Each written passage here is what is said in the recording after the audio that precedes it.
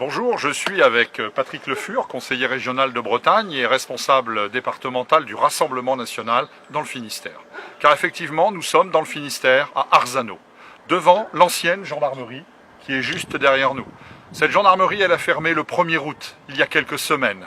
Évidemment, l'État se désengage dans nos campagnes, abandonne les populations de plus en plus, ferme des gendarmeries. Mais cette gendarmerie ne va pas rester longtemps vide.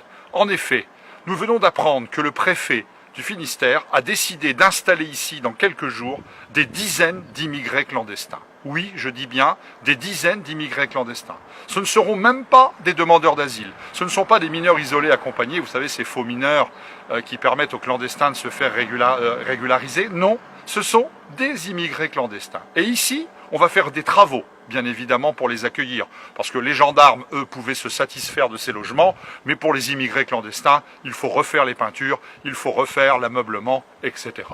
Oui, ces immigrés clandestins, avec votre argent, avec notre argent, vont être logés ici, vont être nourris, vont être soignés, vont être distraits également.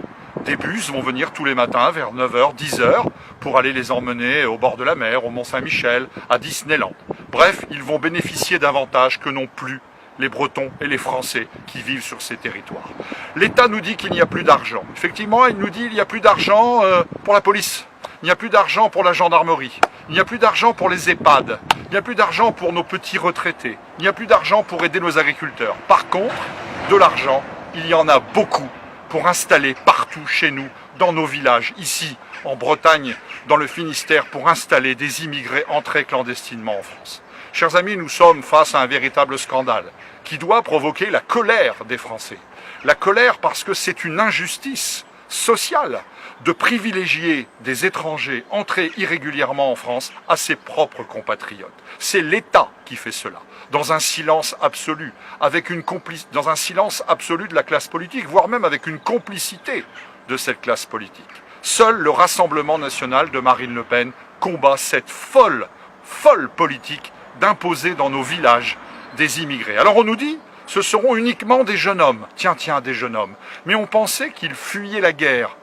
Nous, on a dans notre histoire malheureusement des souvenirs tristes.